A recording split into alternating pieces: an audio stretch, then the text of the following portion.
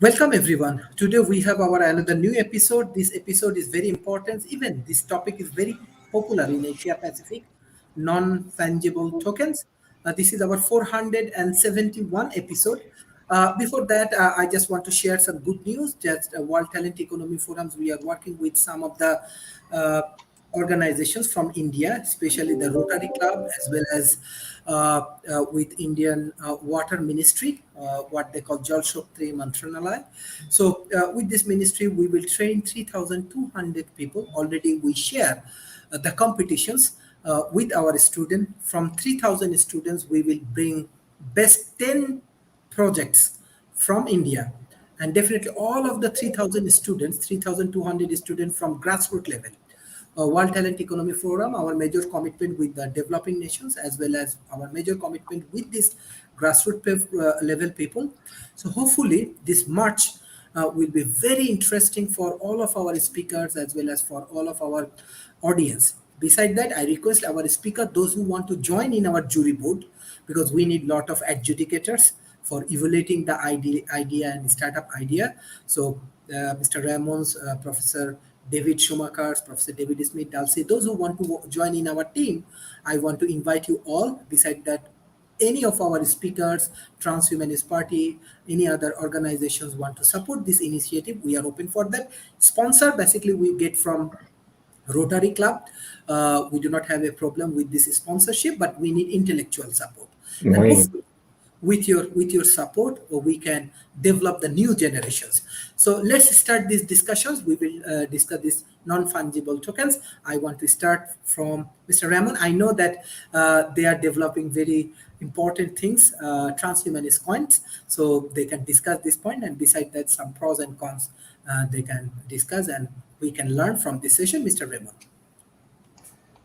Yeah, as far as NFTs, they've risen in price dramatically. The whole concept, and I myself have experimented just in the past 6 months, and I haven't had the success of millions of dollars at selling NFTs, but they do sell. If you do a lot of marketing and a lot of listing. But their ideas that it's going to evolve. They have non-transferable tokens that maybe one day would become like your driver's license or your ID card or even your vaccination card. Thank you. Thank you, Professor David Schumacher. If you discuss detail about this kind of token, especially, we are actually creating awareness in the developing worlds. So your views and explanation is very popular and important for us. Well, thank you, Sharif. I appreciate that. So I'm going to go back to basics and start with what's an NFT in case there's somebody out there that hasn't heard of non-fungible tokens.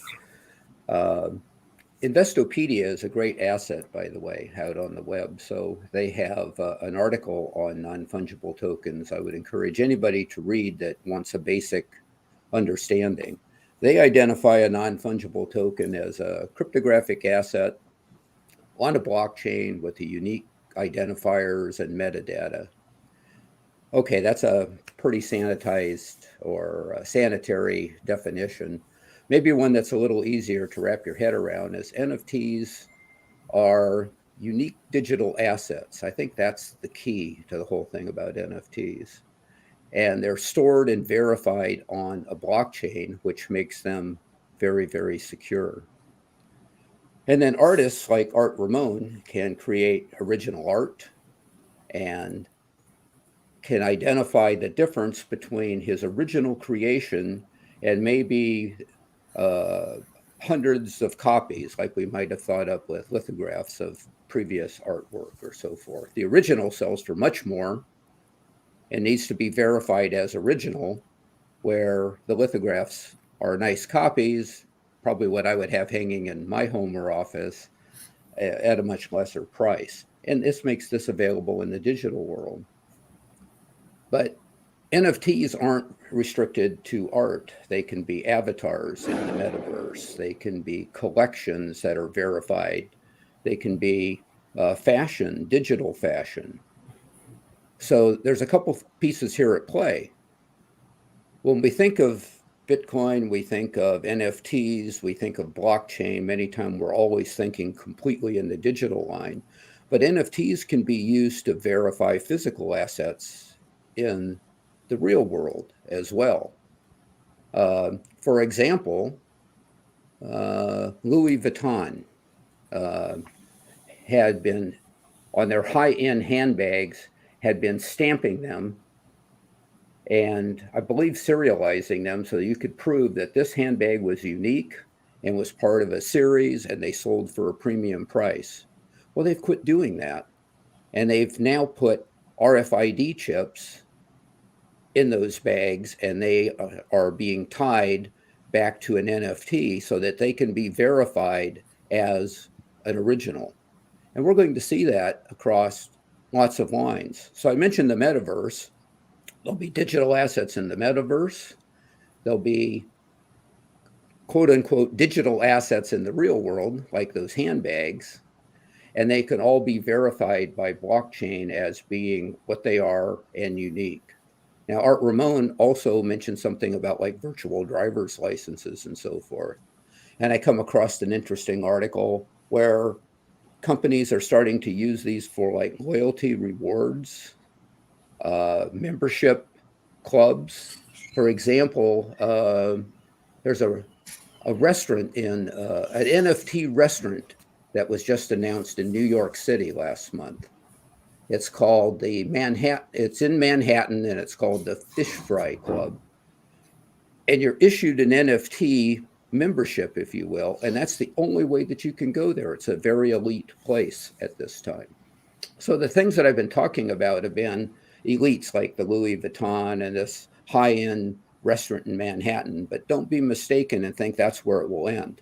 This will come down to like what Art Ramon was saying, it come down to individual driver's licenses or anything else that needs to be verified inside or outside the metaverse. So perhaps that's a good place to start, and I'll pass it back to you, Sharif. Thank you. Thank you, Mr. David Schumacher. Professor David Smith, what you want to add for today's discussion? Sharif, thank you. Some of the real interesting things about non-fungible tokens and things is that there's actually a token standard put in place. Ethereum has created one called the ERC-721, which is a particular type of smart contract that has to be used with NFTs. And it's kind of different. They also established a standard called ERC-20 for regular tokens and digital currencies, but they are different, these two, and they're not interchangeable as you look at that. But the fact that we've begun to see an attempt by one of the cryptocurrencies to begin to put a standard in place is very important, because as I look at where we are with NFTs, in 2021, the market for NFTs was at 41 billion. And, just kind of as a comparison, the global market for just conventional art was about 50 billion in the same time. So you can see that NFTs are really beginning to go up. And the forecast today is that their compound annual growth rate between now and 2026 is going to be about 185% per year. So really growing very rapidly and very strong. And for something that's been established so recently, a high growth rate is expected, but we're beginning to see it being used in many different places and beginning to get work. And the personal use segment is really going to be the largest segment in NFTs for right now. North America, the United States, Canada, Mexico has the dominant market share in NFTs right now, but we're beginning to get them going pretty far around. And some of the types of outputs can be digital objects, online products, physical objects. Where we're seeing the most use today is art and literature. So that's just a quick overview. Thank you. Thank you. Madam Dulcie. Hey guys. Okay, so I'm going to take it back even further than David Shoemaker took it. So the idea of non-fungible tokens started at a hackathon. And it was the first project that really pushed it was the CryptoKitties.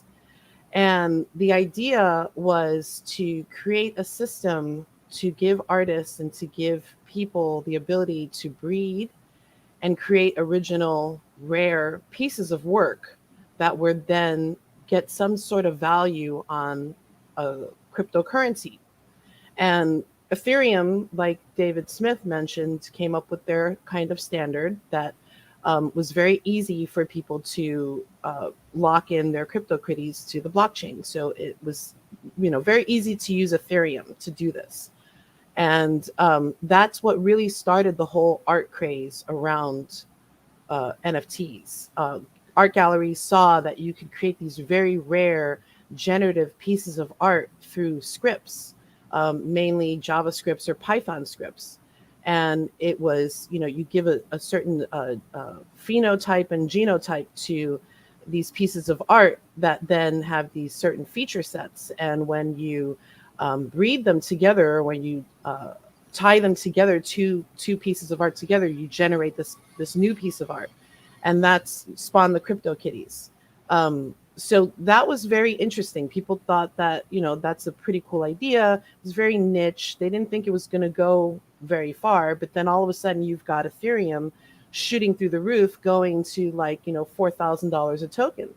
So people were like, wow, that's a lot of money. And if I'm selling a CryptoKitty, a little, crazy cat that, has no real value on me as a person, for $4,000, what about some real art that I can make, being an artist?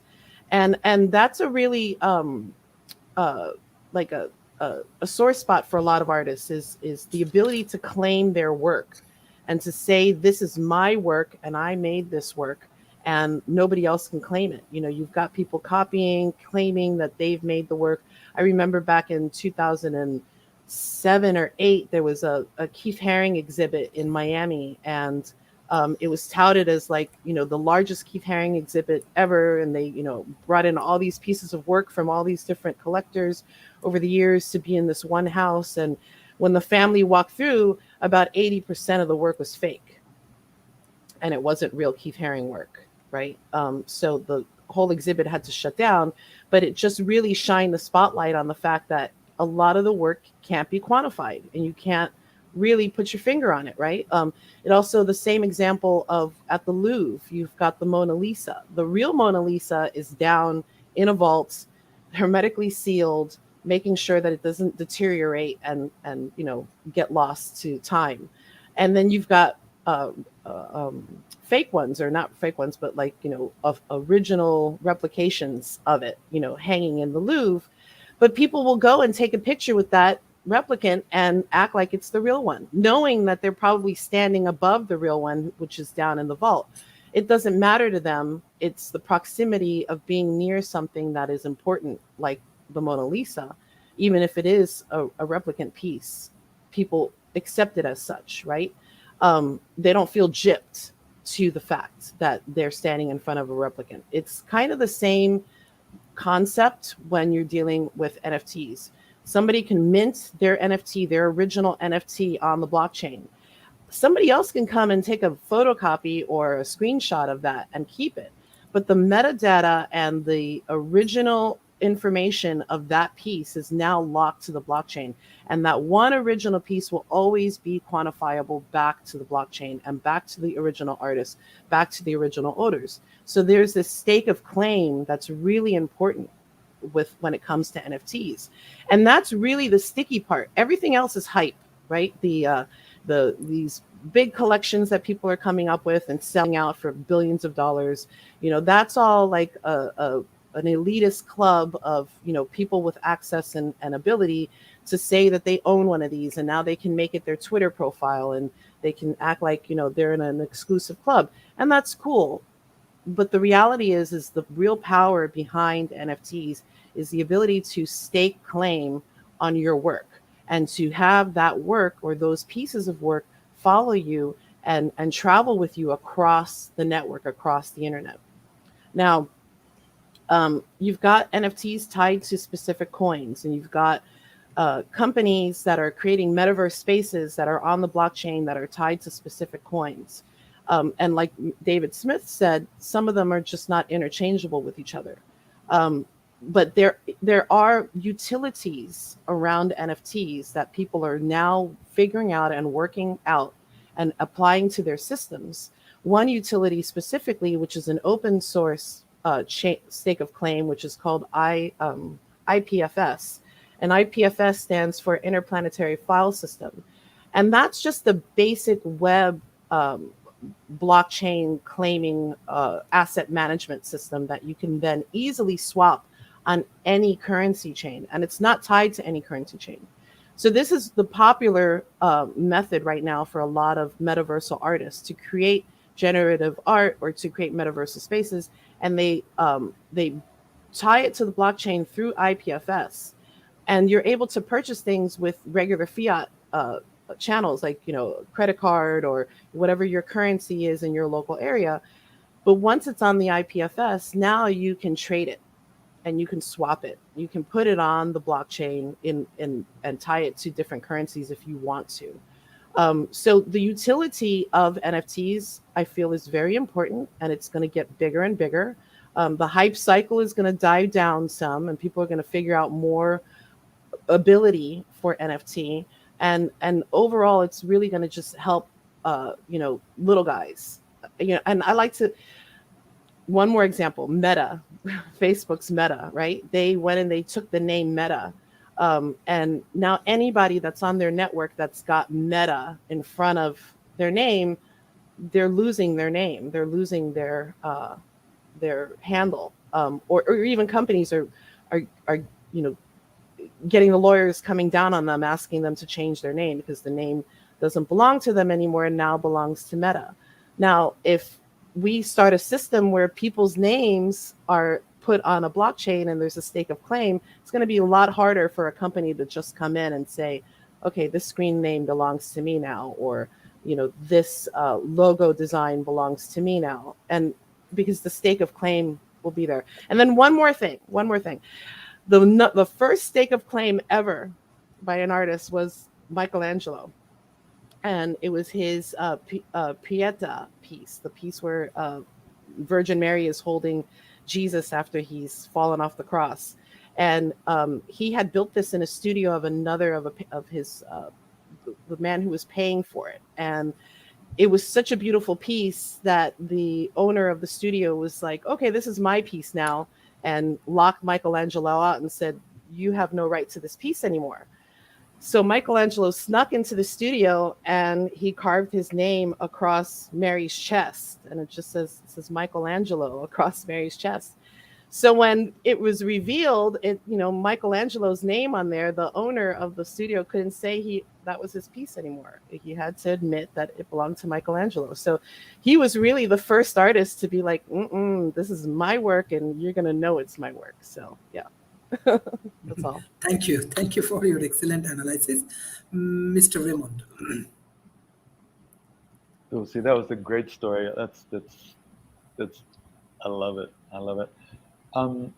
Just briefly, just to go back to what David was saying and take it a step further back, even possibly there's people on the call that don't even know what a fungible asset is, and basically something fungible is something that has the same value. So say David has $10 in his pocket, $10 US, because he wouldn't want 10 Argentine pesos. 10 US dollars in my pocket is worth exactly the same thing. It's the rate of exchange is the same for both parties. So non-fungible is something that is not easily, you couldn't put the Mona Lisa in David's pocket and walk it out the Louvre, even if he wanted to. So that would be the main difference. The metaverses that are springing up, I heard a good description of the metaverses, basically like a sports stadium. Like whenever we walk into a stadium, we're going there to see maybe a live artist event. We might be going there to see sports. Whilst we're in there, we're purchasing T-shirts or cups or some sort of memorabilia or something like this. So the metaverse is I think, for me, that was a really understandable analogy of the marketplace. But you have to remember that the blockchain is basically the internet on steroids. So it's, as Art was saying, yeah, we can put virtually anything on there. So there is a lot of work to be done, I think. What do they call it? Not IPFS, but the other one, which is a way of, I think it's SSI, which is self-sovereignty identity. It's a way of sort of putting a stamp on it, if you like, of your NFTs. It's a control to prevent, or at least slow down a little bit, the possibility of fraud and copying and so on and so forth. There's like Dulce was saying, yeah, there's already lots of companies already working on blockchains, or that already have blockchains established that are making available their space and their ties to, say, Ethereum 2.0 to be able to place their products and protect the sovereignty of their products using these blockchain spaces and technologies. I think it's really interesting, really exciting. That's all I have to say about that for now. Thank you. Thank you. Okay, thank you. This is very interesting. What I understand that everyone, those who joined today's dialogue, you have engagement with blockchain technologies like NFT and cryptocurrencies.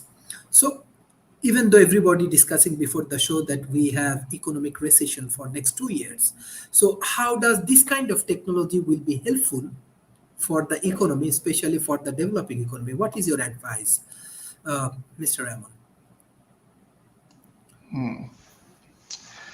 Well, if you're an entrepreneur, you could start creating NFTs as art and selling that. What I could do is maybe show you my site. Let's see. Share screen.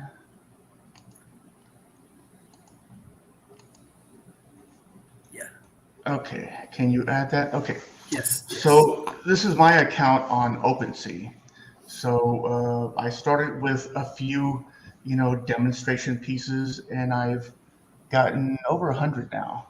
So this is my attempt to get into the NFT space, and I've just created a wide variety of art to sell on OpenSea. OpenSea is centralized, so they actually host the image, which is different from having it on IPFS or Filecoin, where it's actually on the blockchain via the IPFS or Filecoin. They store the images. But here on OpenSea, if OpenSea goes down, the image won't be available. But nonetheless, this is kind of where it all started with OpenSea. And I have my individual pieces here for sale. I've created variations. And yeah, here's when I was in experimentation for the USTP, sort of like a membership card NFT. So for members and people who support the USTP, we would distribute these out to members. And if you're trading on the Polygon blockchain, it's free to actually transfer NFTs. Unlike Ethereum based or minted NFT, it costs like Ethereum fees, which is like $80 or $20 to transfer. So this is on the Polygon. And this is just me experimenting. I haven't made that much. I haven't made millions or billions like some other people. I've made around, let's say, like $40, $50, and but still, considering that's been like in less than 12 months, I made $40, $50. As far as my real art sales, I've only made $60 in 6 years. So you have to consider, which is more profitable. I've actually made more per day doing NFTs than the real art. So yeah, this is my site, and I'm going to keep working at it, and going where the technology is going as far as the use of NFTs. Right now I'm starting out with art. In the future, they're saying that possibly it could be for your own medical health data, and eventually, if you can create something like not they call it an NTT, a non-transferable token. I forget the actual technical term for it, but that would be like your vaccine card, and eventually you could add information to that, like your health statistics, and you could monetize that. You could be able to sell anonymously your data to certain services that are using your health data and use it for whatever purpose they use it for. But you would be able to monetize your own health data. But yeah, developing nations. Just experiment. Who knows where it's going to go? But definitely, if you want to start out from the original, and that's creating art. So create art and see where it takes you. Thank you. Thank you. Mr. David Schumacher, what is your advice? And thank you, Madam Victoria, for joining today's session. Yes. Well, Art Ramon makes some really good points there, and I love seeing your artwork as well there, Mr. Art Ramon. But NFTs, the metaverse, even the internet for that matter, is a new paradigm shift in the fact that you now have opportunities that are worldwide. What Art Ramon is doing in Tucson, Arizona can be done in Malaysia, or it can be done in Nigeria, or it can be done in India, or it can be done anywhere. So I think it helps separate the so-called developed world and developing world. I think we can all develop together inside a new paradigm. And I think there's going to be some real tools, with the biggest one being blockchain, that's really going to help, perhaps, optimistically speaking, make this fair and equitable, at least as much as possible. Because of being able to take the stake of claim, as was mentioned earlier, you can verify what your particular work is, as Art Ramon is doing with those NFTs that he's showing. But I think perhaps one of the biggest revenue opportunities and equitabilities that's coming has to do with the idea of taking the decentralization from blockchain and applying this to the things that we do. For example, Facebook rebranding the corporation behind Facebook as Meta, and essentially doing a land grab, is a negative example of what centralized authority can do. Blockchain gives us the tools, if we'll use them, to create decentralized spaces. And I think a decentralized metaverse is where I want to go. I don't want a centralized metaverse that's in the hands of a few big corporations, or even worse, one large corporation. So the decentralization with blockchain would allow me to create assets, avatars, and have them be portable across the decentralization. So, for example, now, if you play like online immersive games, you might create a profile for yourself. You have a look and a feel to that profile. You accumulate points, all the things that you do in the game, but they don't transfer to any other game that you want. You have to start from zero in this other game and build that up again. That's because they're siloed. On the blockchain, we have the capability to be able to create my persona or Sharif's persona, and then make that portable and take it wherever you go. So your points follow you, the clothing that you bought for your character, any special abilities that you've acquired, then can be moved from place to place. It becomes It's using the value of the decentralization, this cross-platform. But probably the biggest piece of that and what can make it equitable is like right now, if I create something on my Facebook account, that belongs to Facebook. It doesn't really belong to me. In this decentralized space, it belongs to me and I take it where I want to go. And I think this is the biggest thing that's going to help everybody, especially in the developing world. Thank you. Thank you. Professor David Smith. Love what has been said by everyone and where we're headed with this. To me, as you begin to look at this, it's has so many other uses besides just how we've been talking about today. So for example, I might do an NFT on my college curriculum with my grades and everything, so that as I exchange it with everyone else, you can verify it's there, what's done. Same thing if I earn a certificate such as a security certificate, I might go ahead and turn that into an NFT so that I can take and distribute that. You know, as I begin to look at the pros and cons though for NFTs, you know, one of the big pros is it's a fairly straightforward way for people to begin to monetize things that have not been monetized before. And let me give you a personal example. In our company, Universal Tutor, we're creating unique 3D conversational avatars. Plus, students, teachers, and others can create their own avatars. We are, within Universal Tutor, going to be putting in place a smart contract that will let the people actually put NFTs around their unique icons and their unique three-dimensional conversational avatars. And there's actually, from the early discussions, quite a bit of interest in things like that. And so as we developed the program, we never anticipated the NFT there, but it really is a nice plus and add as you get there. You know, by using the blockchain, we can really authenticate these much more, and we can track them, and we can see the nuances around them. And you know, one of the good things about NFT, it can simplify trading materials like this. There's a number of marketplaces springing up.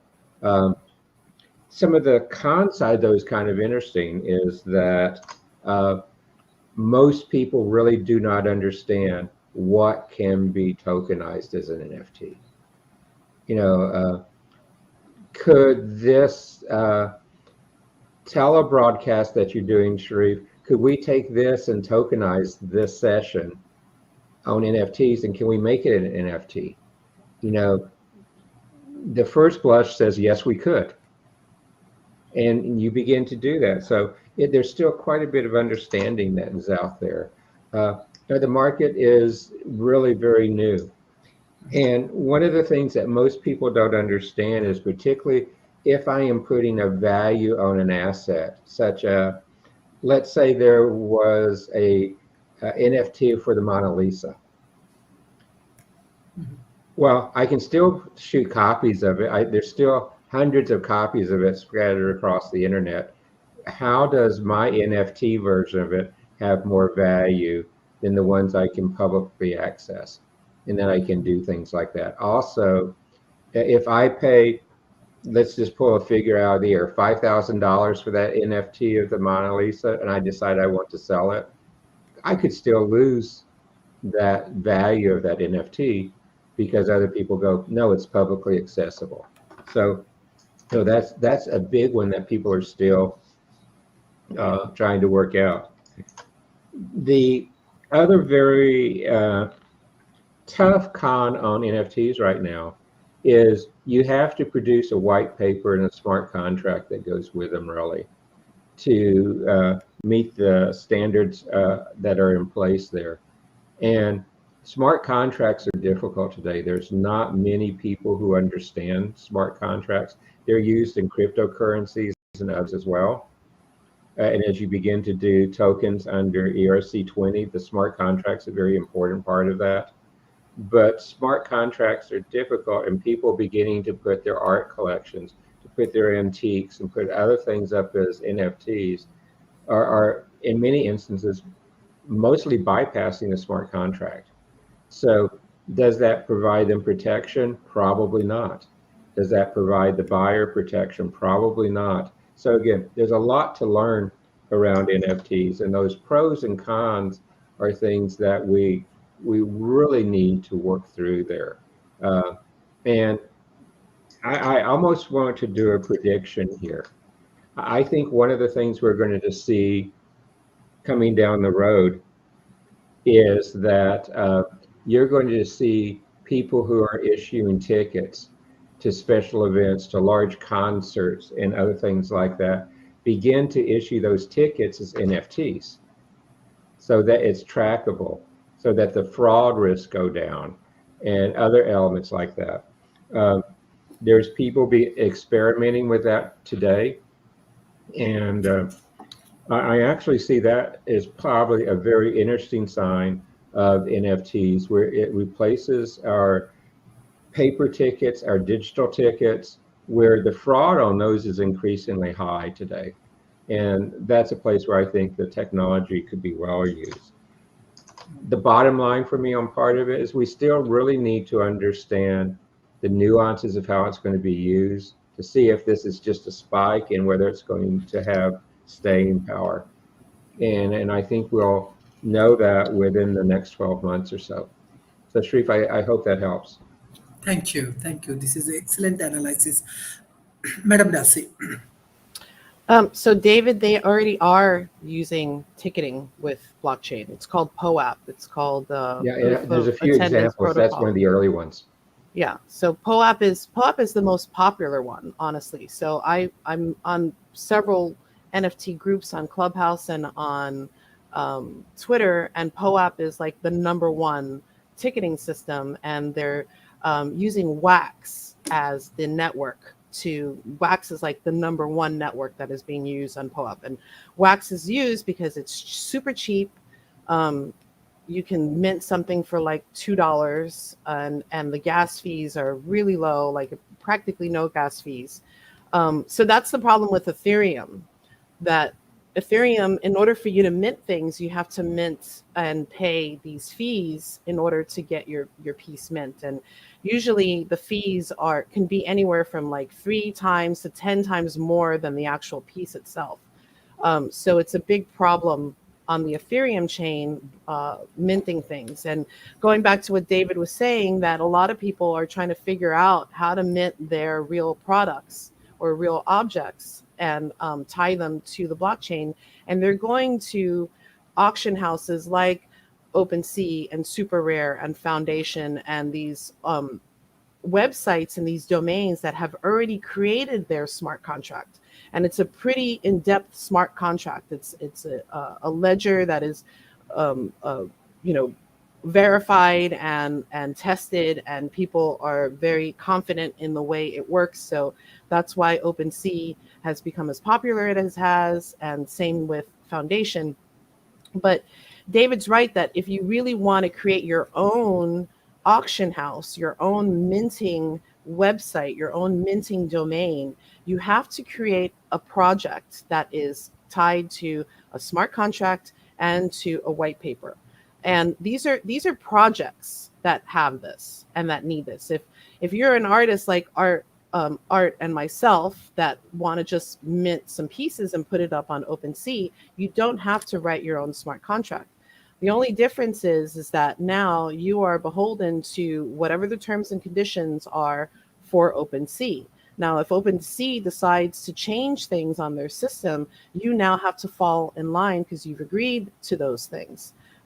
Right now, there's a huge backlash against OpenSea within the NFT community. I know quite a few people who have delisted their work off of OpenSea and now are going to other auction houses or even starting their own contract. So there's a popular thing right now where people like David and the two Davids were saying how to quantify your person, your identity, your objects, and carry those things across different metaverses that are decentralized.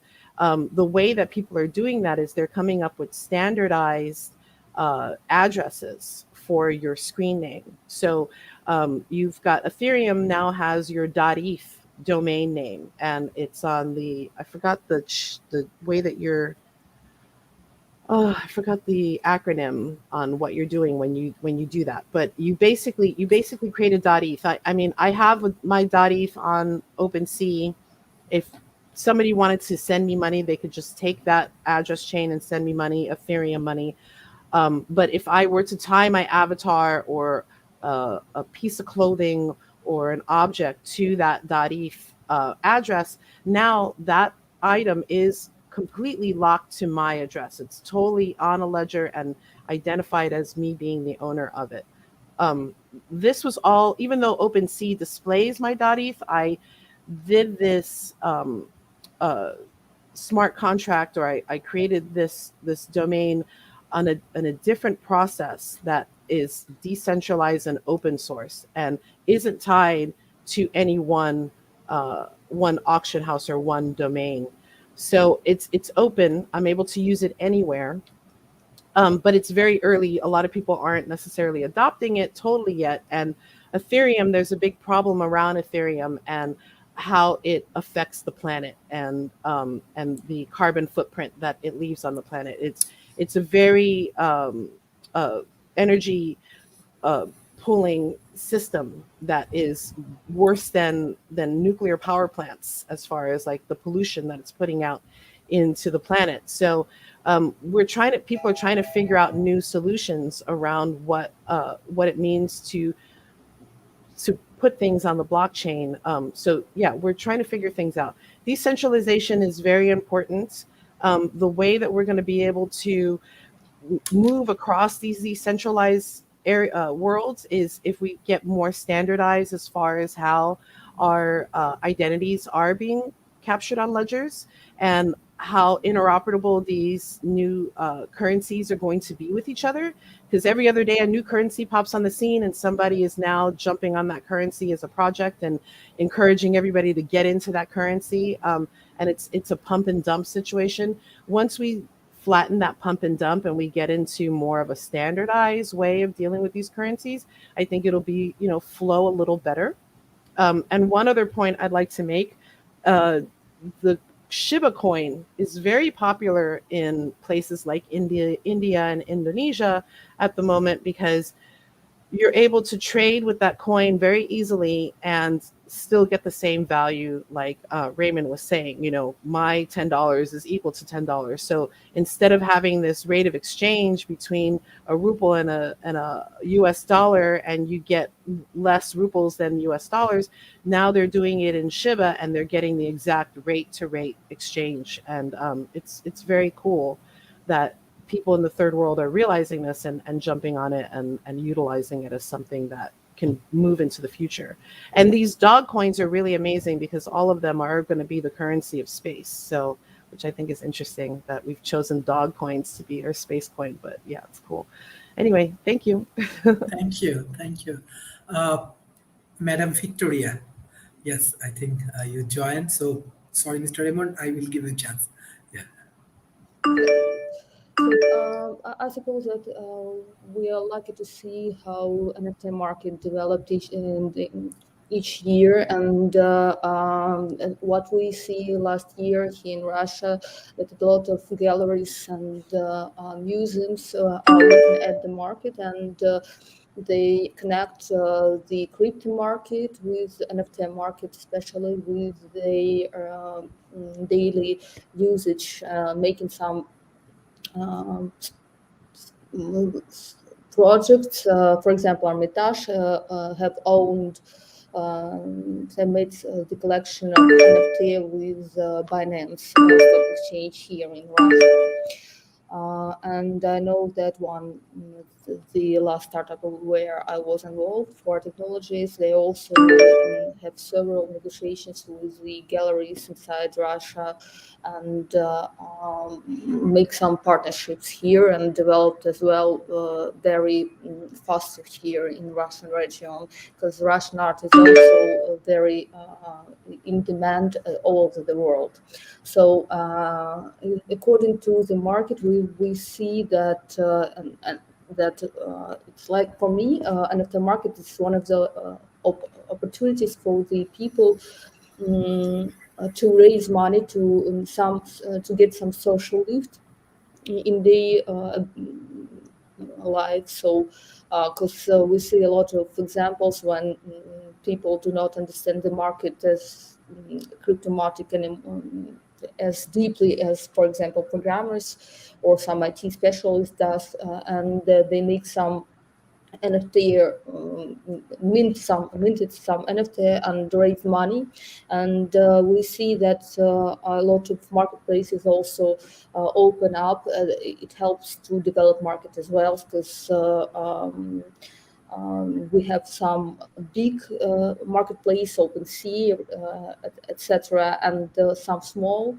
For technologies, they open up their own marketplace. A lot of New York-based startups is also working on solving this problem, to open up the platform for the classical artists. And the problem right now to connect some classic artists who are working with offline and with digital artists, and a lot of collaboration we see here, because I know a lot of, for example, Ukrainian artists who goes to New York to find some digital artists to make some project together. For example, Arsen Savadov, he's in New York right now, as far as I know. It's the first Ukrainian artist who was sold on Priestess, and his art devoted to Donbass. It was his art devoted to Donbass, and he is right now in New York and in search of some collaboration as well. Yes, we know that these NFTs are still collected preferably by men and millennials, for example. But in according to statistics, we see that, for example, in Thailand, NFT is collected by women much more big. Women collected NFT bigger than men. So the share of gender, women prefer to collect NFT, not men in Thailand. So we know the Asia is one of the leading region in NFT market as well. So Thank you, Mr. Raymond. Thanks. Yeah, I think the challenge for emerging countries is, as always, it's education, and I think the protocols behind how to move onto the blockchain, how to utilize cryptocurrencies, how to begin to develop crypto portfolios and the like, is possibly more advantageous for people in these types of countries before moving into the world of NFTs, because it's part of like a huge array of different technologies that are all coming together. Dossi rightly said that it has been really expensive to move things over the blockchain using Ethereum. Although now we have access to Ethereum 2.0, different cryptocurrencies that are able to wrap around these technologies, whether it be Bitcoin or Ethereum, and this is bringing the costs of moving things around, it's making them a lot more or a lot less prohibitive. So yeah, we have opportunity for a level playing field, but people need the education, or need to begin educating themselves to be able to understand which playing field they're on, and how they can utilize the resources that they've got now to be able to build upon And obviously that all starts back with their original purpose or dream or things that they want to achieve. So the system that I've been working very closely with, I'm going to throw this in here now. They have developed Lydian World over the last little whiles over a G999 main.net blockchain, which has a myriad of dozens of different companies already attached to it. And the thing that I have found really interesting, because like NFT world is just like, I'm almost too scared to jump in the pool. It's just like, I'm gonna need some floaties on my arms for a little bit longer yet before I feel comfortable enough in the water. And my hat's off to you, Ark, for jumping in there, boots and all, as it were. But the Lydian world is quite interesting. I've found, apart from the opportunity for people from with limited resources to be able to enter, apply themselves as a citizen to the world, and with the citizenship be able to import their NFTs into this and use this as a form of collateralization so that they can stake in their particular country of choice, or with their NFTs that they bring into the world, they can sell it or trade it or as you like. What I think is really interesting is that there's also the opportunity for a community, a form of community governed crowdfunding. So within each country, you have the president, the vice president, senator, congressman, mayor, and then your citizens. So for things to be able to happen within this particular space or country, you need to have a consensus of the people that are that pertain to this particular country. So I think this is a really interesting way, as companies perhaps in the future are going to want to position themselves for whatever reason, because of natural resources or because of intellectual talent that is particular to a particular country in a particular area. This is all going to fall under a certain amount of governance as well from the people. So just because you have a whole bunch of great lightweight metals that are perfect for producing arms, doesn't mean that an arms company can go in there and set up and place their arms manufacturing company on the blockchain there. It needs to go through a consensus. So this is really, really interesting. It takes the politics in a lot of ways out of it, or rather the politicians out of it, and really, really hands the power back to the people, as it were. So yeah, I think it's really interesting. There's a big growth curve happening. If you think in 1997, the internet was growing at a huge phenomenal rate of around 60-something%, reaching 150 million people. Well, that's pretty much where we're happening now with the crypto world and the Metaverse world. If we're at 150 million now, it's expected by 2024 we're going to reach a billion people. So it's really good that we have at least the foundlings of technology which are able to protect through transparency, and yeah, it basically gives us a nice level, clear playing field that we can move at least with a reasonable amount of safety cautiously into this new realm. Yeah, really exciting things. Thanks, Sherry. Thank you, sir. I directly want to go for the concluding remarks. Before that, I just want to add, because already in Malaysia, Chinese New Year celebration started today. So we want to say Happy Chinese New Year.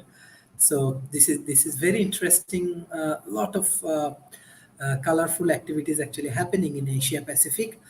So I want to invite you all. I know that after the COVID, maybe we can arrange offline conference, and I want to invite all of our speakers to Malaysia or Singapore, and we can celebrate maybe next year this Chinese New Year. So thank you everyone for all of your support for World Talent Economy Forum. Yes, according to our commitment, we are trying to engage with as much as possible with the developing worlds. And we are getting very good support from government, from corporation, from academic. Many organizations, they are collaborating with World Talent Economy Forum. Many research lab collaborate with World Talent Economy Forum. As much as possible, we are supporting our people. Around 1,000 people, we create job opportunity for them. Beside that, we are providing training to the youth community, as well as many students, we are providing scholarship, especially for their research and research publications. For the research publications, I want to give thanks to MDPI because they are support lot of our students, and this is the beginning. Like many of the students, they are starting their journey in the research field. Hopefully, lot of innovation will come, and especially the speakers, they can support a lot of the youth community. So already I shared that 22nd March World Talent Economy Forum working with this Indian government water ministries, as well as this Rotary Club, and we will support 3,200 students. Already we have around 3,800 students, and we are providing 100% free education for this youth, and as well as we are creating job opportunity for this youth. We have our School of Talent Economy. Regularly, let's say we are discussing today non-fungible tokens, NFT, as well as we are taking class for the youth, and hopefully through this process, we can change millions of people life. And we are very much action oriented. We are taking a lot of initiative. We need your support. Your knowledge is important. We are not looking for money. Your knowledge is important, because if you support us with your knowledge, with your expertise, maybe many of the young community, they can change their career. They can develop this new world. Thank you, Mr. Raymond, Professor David Schumacher, Professor David Smith, Madam Dulcie, Mr. Raymonds, and Madam Victoria for your continuous support for World Talent Economy Forum. And I request all of our audience, please share our content with your government, corporation, and academy. This year, we have a lot of engagement, even not only this India, even in Malaysia, Sabah and Sarawak, with their state government, we are organizing Impact Investment Summit, which will be another milestone, as well as we are working with Australia, especially Adelaide. We are working with the B Lab, Research Lab in Japan. So hopefully it can be one of the largest Asia Pacific movement, and your support will be helpful for this developing world. Thank you, everyone. Now I want to go for the concluding remarks. First, Mr. Raymond. Mr. Raymond. Oh, me? Yes. Oh, Yes. yeah. I've got plenty of NFTs for sale, and if you don't like NFTs, I've got the real stuff too. Okay. Thank you. So, Professor David Schumacher. Another great show, of course, Sharif. I've come to expect each one of them to be that way. And by the way, happy Chinese New Year. So NFTs, I think it's an integral part of the metaverse. It's an integral part of our future, no matter how you look at that. It's a new paradigm. So I would encourage you to shed the idea of first world versus third world, developed country versus developing countries. And wherever you're at, wherever you're listening to this, consider jumping on board. Now, when I say that to people, many times what comes back to me is, well, we don't have the funds, we don't have, the monies to get involved. One thing that we didn't have a chance to talk about today is fractionalized ownerships of NFTs.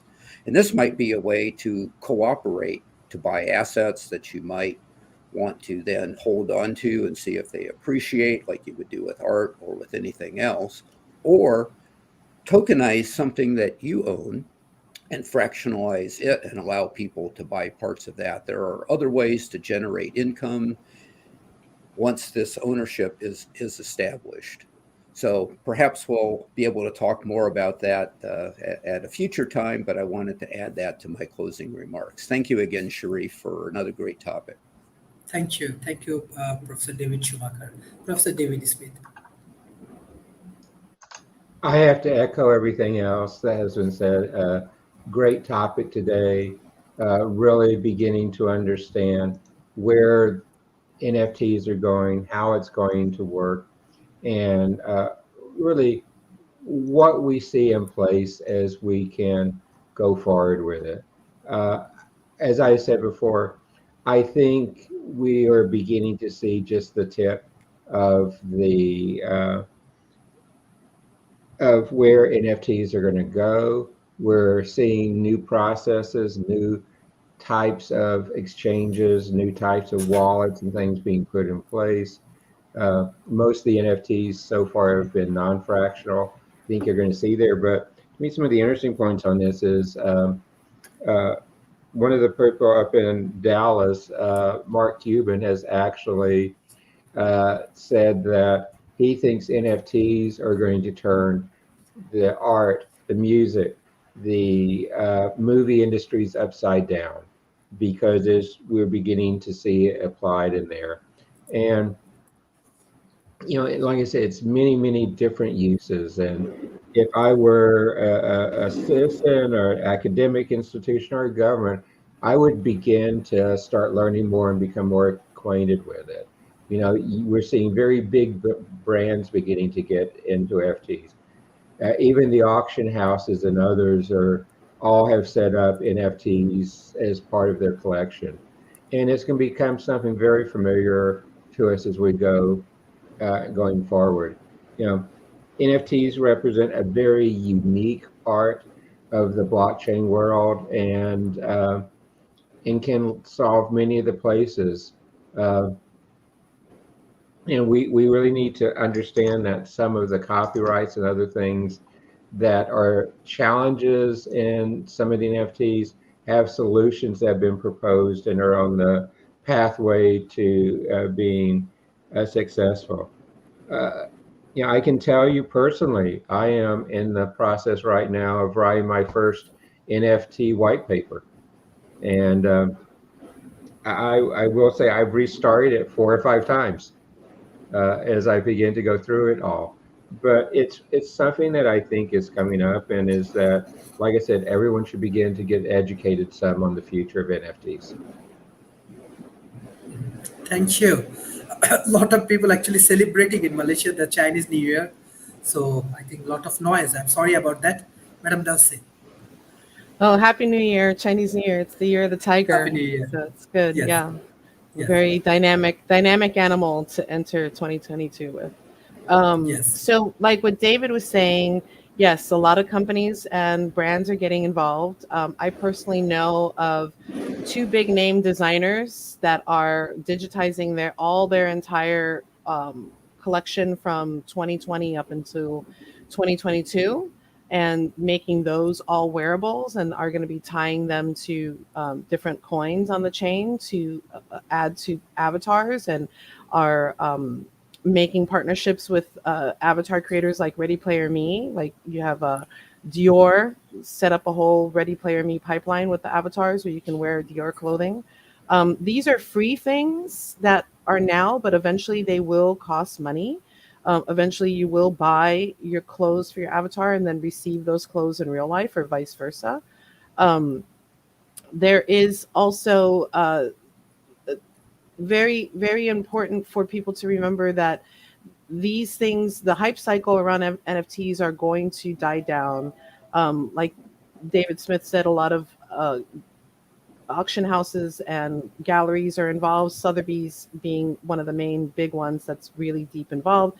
And their IP lawyer, Ira Roffin, he goes on Clubhouse and he talks a lot about these projects and the white papers and what lawyers are looking for, and he gives advice.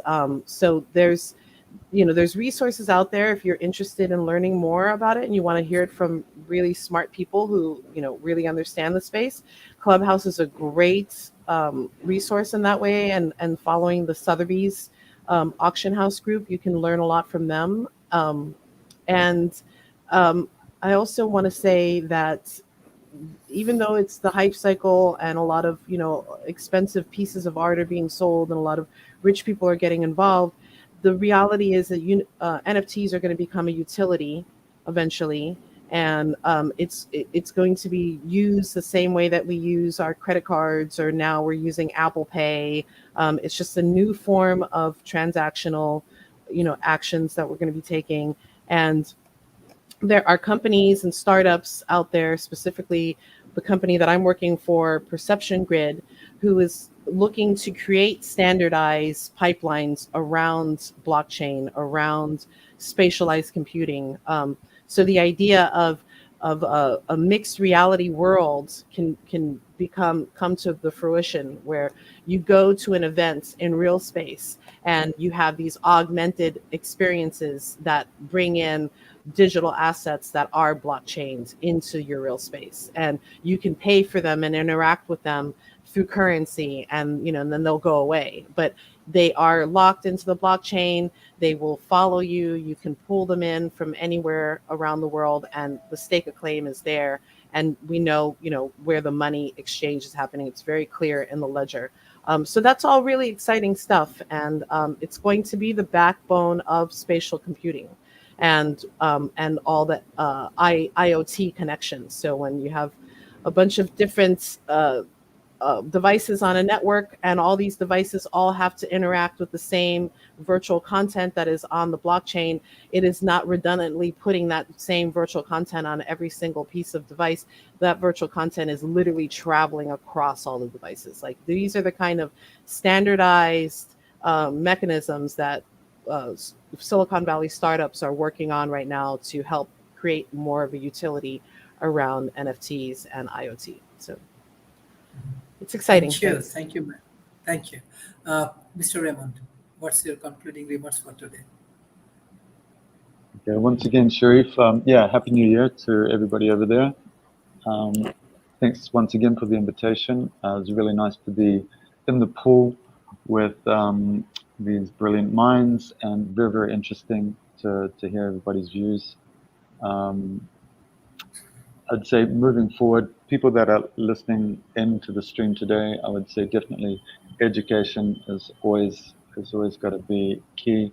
Moving into the crypto space, the blockchain space, you can look up things like learn about PancakeSwap or Bitcoin and wrapping and these things. Educate yourself on the basic protocols and the safe way to move into these spaces. There's plenty of good information out there. Take your time. Be slow and sure. Take lots of risks, but do it carefully. And I wish you all the best in whatever your endeavors are in pursuit of your passionate, powerful purpose. So once again, thanks very much. Thank you, Madam Victoria. Happy New Year. So I just know about this right now. So just to work right now in January. I do not accept any holidays, but it's awesome that we have some holiday as well today.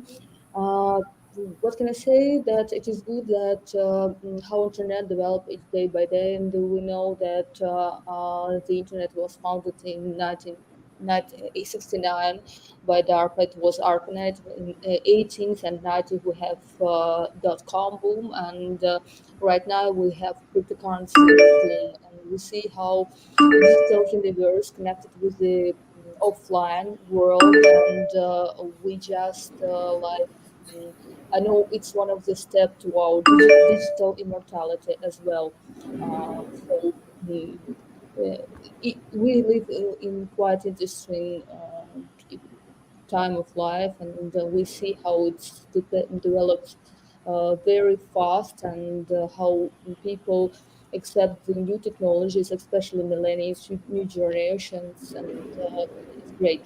So besides that, I want to invite everybody, sorry, to our next TFDDS next conference that will be in the end of the March. It will Jan Foyer.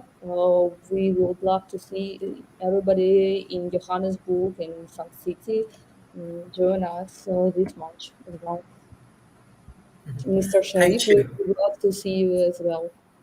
Thank you, thank you, thank you. I know that you are arranging excellent conference in Africa, so I request all of our friends and audience, please join.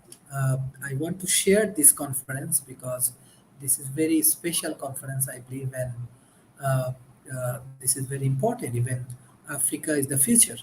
So Yes, of course. it's just a moment. I just want to share your conference information.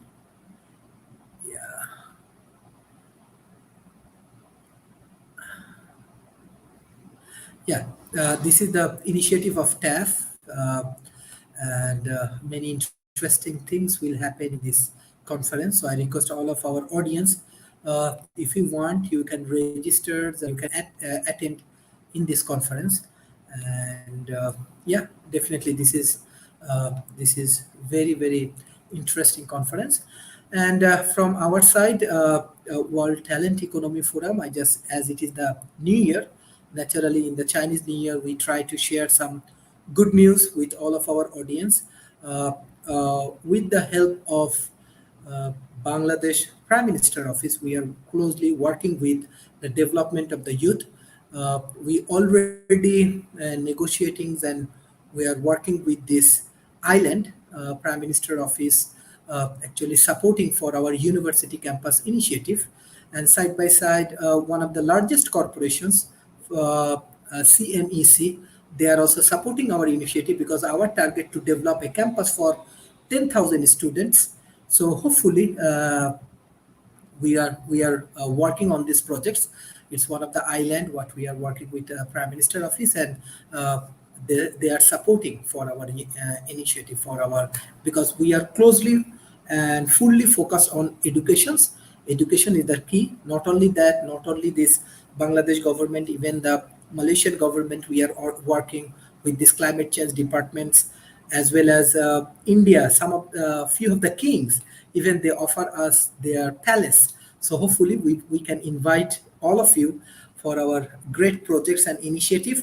And I want to give thanks all of our speaker because this is your achievement. World Talent Economy Forum, actually people-oriented organizations. All of the people, those who supporting World Talent Economy Forum, definitely you can work as a faculty, you can work as a trainer. Your startup can be the part of developing world. This is our future because this is teamwork. This is not my individual organization. This is people organizations. So those who are supporting our World Talent Economy Forums initiative, I want to give thanks from core of my heart. Thank you, Mr. Raymond, Professor David Smith, Professor David Schumacher, Madam Dulcie, Madam Victoria, and Mr. Raymond for your continuous support for World Talent Economy Forum. And Happy New Year. Thank you. Bye-bye and take care.